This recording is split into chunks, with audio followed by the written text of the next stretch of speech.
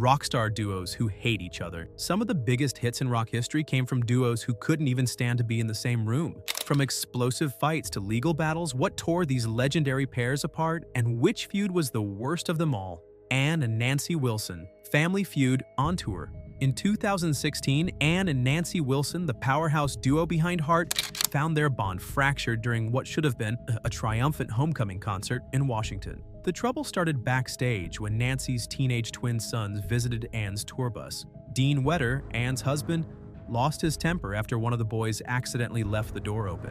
What began as a scolding escalated into physical violence, leaving Nancy furious and Dean facing assault charges. This single incident created an immediate divide between the sisters, who had spent decades performing side by side. Suddenly, their close-knit relationship was reduced to brief text messages. Gone were the shared dressing rooms and easy camaraderie that had defined their partnership. The band continued, but the emotional distance was clear. Publicly, they downplayed the rift, attributing their separation to differing visions for Heart's future. However, fans couldn't ignore the chill between the siblings. After 3 years of strained silence, they finally reunited in 2019 for the Love Alive tour. Their time apart seemed to foster a new understanding, though the scars from the incident lingered. The reunion brought relief to fans and a cautious sense of renewal to the sisters. Heart's music returned to the stage, but their relationship, while mended, would never quite be the same. While Ann and Nancy found a way back to each other, not every rock duo managed to overcome their conflicts. For Eddie Van Halen and Sammy Hagar, creative clashes and personal struggles kept their partnership turbulent. Eddie Van Halen and Sammy Hagar, clashing egos and addiction struggles. The partnership between Eddie Van Halen and Sammy Hagar was as electrifying as it was volatile. Their early success owed much to manager Ed Loeffler, who skillfully balanced the band's creative tensions. His death in the early 1990s left a void that no one could fill, and the cracks began to show. Without Loeffler's steady hand, disagreements intensified, especially when the band was approached to contribute to the Twister soundtrack. Hagar's reluctance due to exhaustion after a grueling tour was seen by Eddie as a lack of commitment. What could have been a minor disagreement spiraled into accusations of unprofessionalism and selfishness. Their brief reunion in 2004 only amplified their differences. Eddie's battle with addiction affected his performances, and Hagar's efforts to promote his Cabo Wabo tequila brand during the tour felt like a betrayal. Their onstage chemistry turned sour, culminating in tense confrontations, including one infamous show where Eddie's erratic performance left Hagar fuming. Despite the animosity, time softened their edges. In the months before Eddie's passing in 2020, the two reconnected. Their reconciliation brought closure, though the stage never saw them together again. Addiction and ego might have defined their conflict, but their legacy as collaborators remains unforgettable. From the chaos of Van Halen's internal battles emerges another duo whose rivalry wasn't driven by substance abuse but by a deep sense of personal and creative betrayal. Mick Jagger and Keith Richards of the Rolling Stones. Mick Jagger and Keith Richards, brothers in rivalry. Mick Jagger and Keith Richards, the backbone of the Rolling Stones, had a partnership marked by both brilliance and bitterness. When Jagger decided to pursue a solo career in the 1980s, Richards saw it as more than just a side project. It felt like a betrayal. The band was already navigating the pressures of fame, and Jagger's move seemed to signal that his priorities had shifted. Richards, who lived and breathed the Rolling Stones, didn't hide his frustration. His sarcastic nickname for Jagger, Her Majesty, wasn't just a playful jab but a clear shot at what he saw as Jagger's growing ego and diva-like tendencies. Public criticism didn't end there. Richards openly dismissed Jagger's solo efforts, once comparing an album to a widely owned but unread book. Their relationship became a push-and-pull dynamic where creative synergy coexisted with personal resentment. Yet, through all the tension, they never walked away from the band. Richards often described their bond as that of brothers, constantly at odds but bound by something deeper than friendship. Despite the verbal jabs and creative clashes, both knew that the magic of the Rolling Stones was a result of their combined efforts. Their story is one of resilience, proving that even the most strained relationships can produce legendary music. While Jagger and Richards found a way to keep going despite their differences, Tears for Fears faced a rift that led to nearly a decade of silence before rediscovering their shared passion. Roland Orzabal and Kurt Smith. Perfectionism versus simplicity. Roland Orzabal and Kurt Smith formed Tears for Fears in the early 1980s, blending emotional depth with catchy melodies. But behind their success, creative tensions simmered. Orzabal's perfectionist approach pushed the band's sound into complex and experimental territory. especially during the painstaking production of The Seeds of Love. The album, while brilliant, took years to complete, with Orzabal obsessing over every detail. Smith, on the other hand, wanted a more straightforward process. The constant back and forth drained their relationship, leading to Smith's departure in 1991. For nearly a decade, the two barely spoke. Orzabal carried on with the band's name, but something felt off. Smith explored solo work, but neither could recreate the magic they had together. It wasn't until the early 2000s that they began reconnecting, first as friends and later as collaborators. In 2022, after years of rebuilding trust, they released The Tipping Point, an album that not only marked their comeback but also reflected their personal growth. Time apart had softened their differences, and their reunion felt less forced and more balanced. Their story shows that sometimes taking a step back is necessary to move forward. But while Tears for Fears managed to heal old wounds, Hall and Oates discovered that even decades of working together couldn't prevent business disagreements from tearing them apart.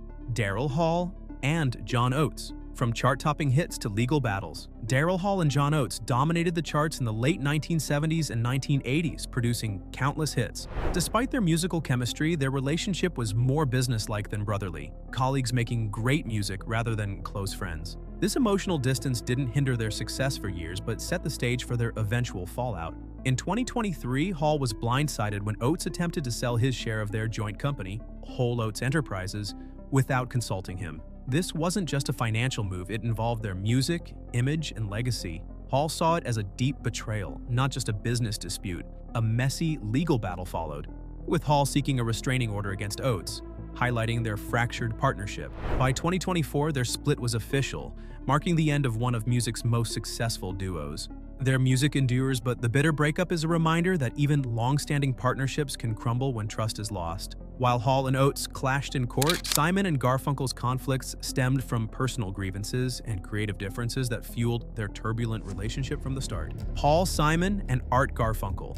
Betrayal and creative conflicts. Paul Simon and Art Garfunkel formed one of the most beloved duos in music history, but their relationship was marked by tension from the start. Simon's decision to record solo material without informing Garfunkel planted the first seeds of resentment. While the music thrived, their partnership began to fracture. Simon, who wrote the majority of their songs, often felt that his contributions were overlooked because Garfunkel's voice was front and center. This imbalance fueled Simon's frustration, making him feel like the less recognized half of the duo despite being its creative engine. The situation worsened when Garfunkel ventured into acting, particularly during the filming of Catch-22. Simon felt abandoned, believing that music was no longer Garfunkel's priority. Their 1970 breakup came as no surprise to those who knew them, even though their final album, Bridge Over Troubled Water, was a masterpiece. Over the years, they reunited for concerts and tours, but the underlying bitterness never fully faded. Interviews often revealed their lingering grievances, with Simon once recalling a cutting remark from Garfunkel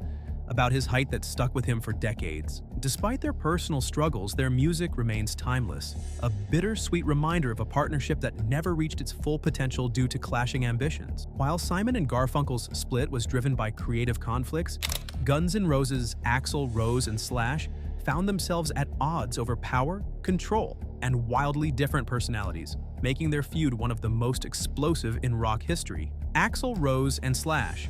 Perfectionism meets rebellion. Axl Rose and Slash were the driving force behind Guns N' Roses' explosive success, but their clashing personalities made their partnership almost impossible to sustain.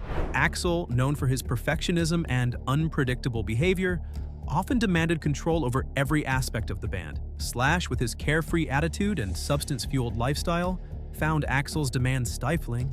This constant push and pull strained their relationship, both on and off the stage. By 1996, things reached a breaking point. Slash's departure wasn't just a professional split, it became deeply personal. Axl's bitterness was evident when he infamously called Slash a cancer, a harsh dismissal that underscored the depth of their falling out. Guns N' Roses continued under Axl's leadership, but many fans felt the soul of the band was lost without Slash's iconic guitar riffs. For years, the idea of a reunion seemed impossible. Yet in 2016, driven by nostalgia and fan demand, the two reunited for the Not in This Lifetime tour. While the performances thrilled audiences, the tension between Axl and Slash never fully disappeared. Their reunion was less about rekindling friendship and more about acknowledging their undeniable chemistry as musicians. They found a way to share the stage, but the scars from their tumultuous past lingered. While Axl and Slash's story is one of conflict and uneasy reconciliation, the feud between Dimebag Darrell and Phil Anselmo took a darker turn,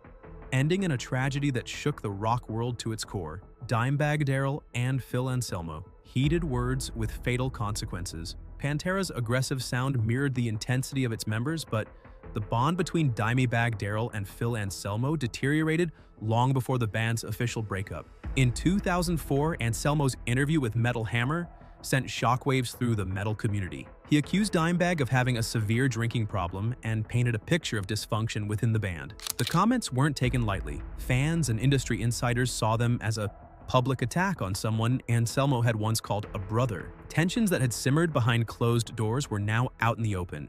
The fallout took a horrifying turn when, during a Damageplan concert that same year, Dimebag was shot and killed on stage by a fan. The tragedy stunned the music world, and many blamed Anselmo's harsh words for fueling the attacker's rage. Anselmo denied any responsibility, but the damage was done. Dimebag's brother, drummer Vinnie Paul, never forgave him. The two avoided each other for years, with Paul refusing any reconciliation attempts. Even as Anselmo publicly expressed sorrow over Dimebag's death, the rift remained. When Vinnie Paul died in 2018, the chapter closed without resolution. Pantera's legacy remains, but the tragic end of Dimebag Darrell and the lingering bitterness between Anselmo and Paul serve as a haunting reminder of how words can have irreversible consequences. While Pantera's story ended in heartbreak, the Clash's Mick Jones and Joe Strummer found their own relationship strained by creative differences and shifting musical directions. Which Rockstar duo's feud shocked you the most? Share your thoughts and let's settle the debate in the comments.